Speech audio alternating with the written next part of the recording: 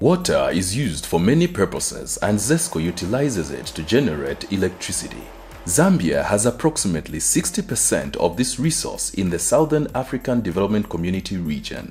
Economies around the globe rely heavily on electricity for industrial and technological advancements. This in turn culminates to economic growth. The northern part of Zambia holds the highest capacity of water bodies and has reliable rainfall patterns. ZESCO has over the years been constructing small hydro power stations in that region to increase capacity of electricity that is much needed in making the lives of the people better. Due to generation capacity, these small hydro power stations were initially supplying power to their surrounding areas before some of them were upgraded and are now contributing in dispensing power to the national grid.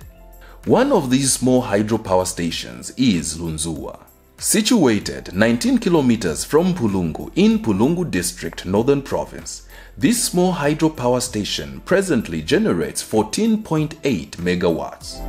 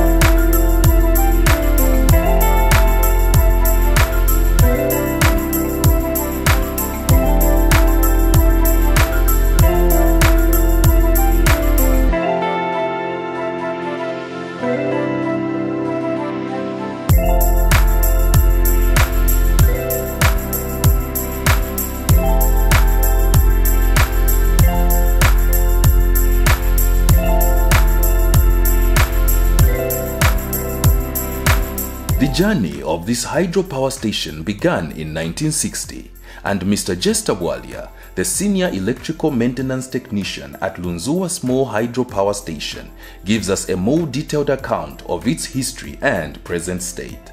The Lunzua Power Station is actually consists of two plants. We have what we are calling Lunzua A, an old plant with a capacity of 0.75 megawatts. And where we are is the new plant. We are calling it Lunzua B with an installed capacity of 14.8 megawatts. The new plant where we are was actually commissioned in 2015 on the 9th of April to be specific, with the two units 7.4 megawatts each, making the total a capacity of 14.8 megawatts. As you know, the activity of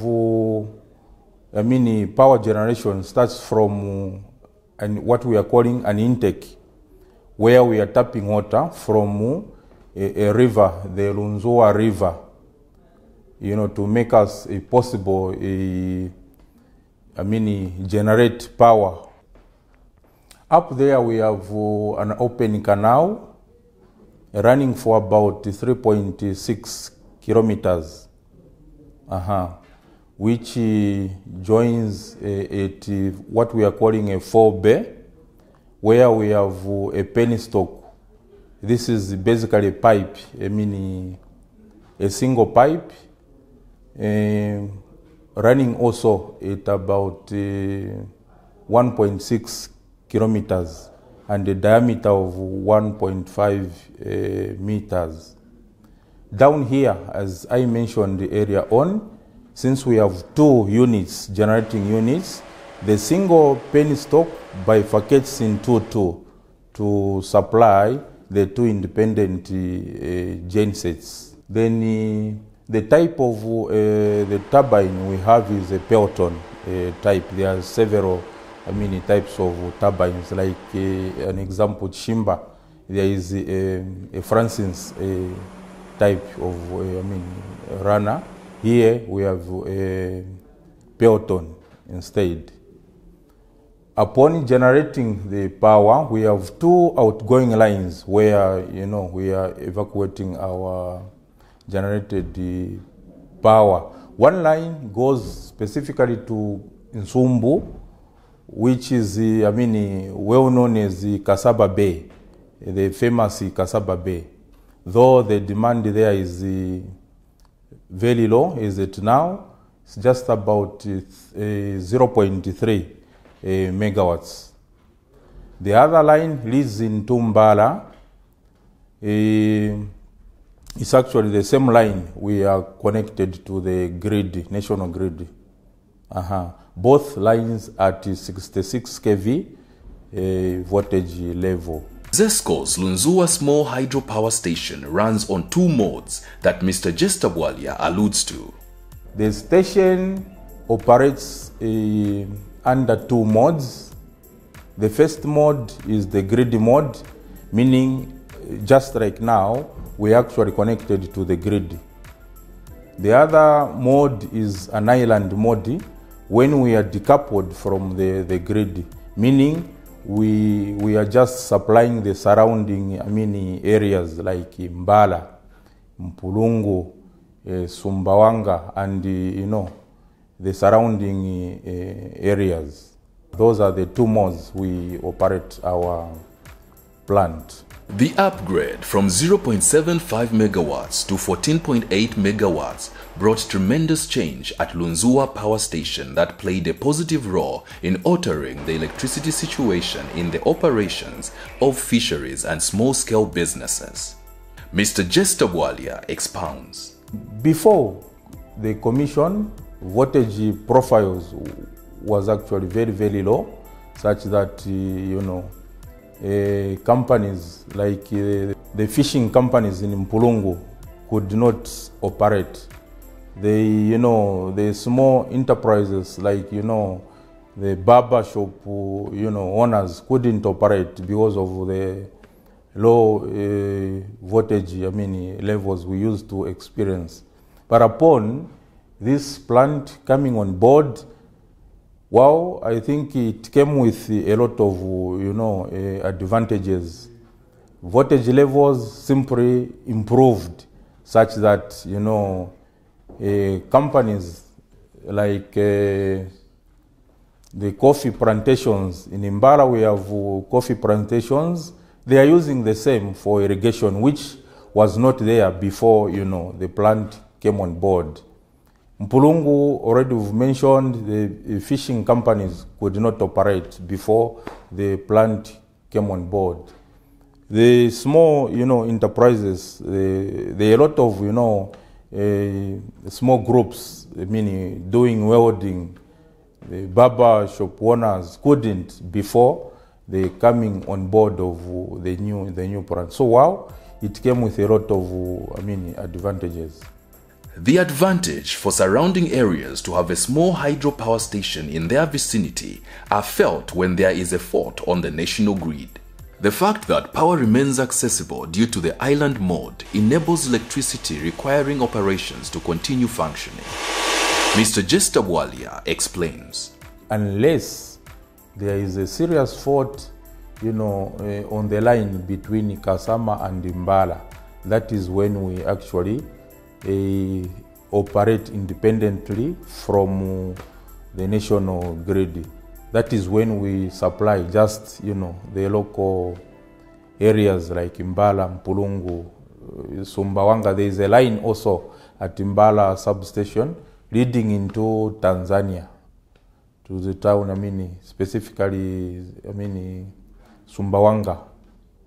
When we are generating, normally we actually pour whatever we generate into the national grid, and when there is a problem, on the main line which we use to connect with the grid. When we decouple from the grid, all I think sensitive and critical, areas are actually on supply from Lunzua.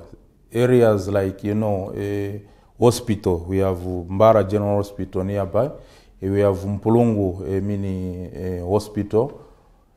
Apart from that, I think we have, the ZAF base in Mbala, the commando unity is nearby, feeding stations in town, mini schools, all these, banks, sensitive, critical areas, they are actually on supply from Lunzua. Lake Tanganyika is the second oldest freshwater lake in the world.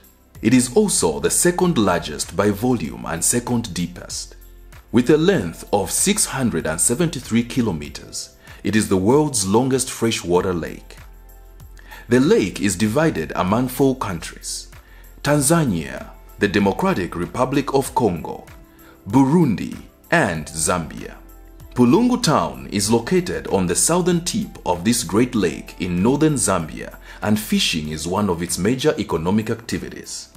It is a fishing port that lies at the end of the old Great North Road.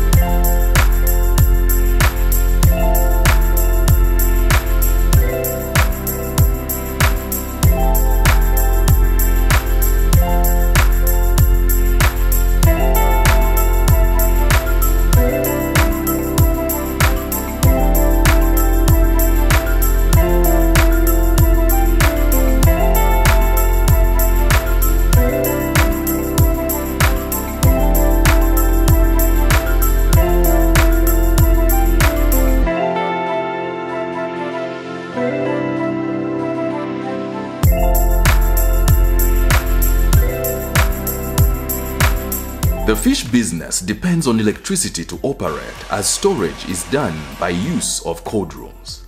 Mr. Reginald Mfula, the General Manager of Pendulum Transport and Fisheries, elaborates on the necessity of electricity on the day-to-day running of their business, especially on the storing of fish. We use electricity here basically for freezing fish in our machines. We've got 2 compressors that require electricity, and we've got 3-phase which you have given us.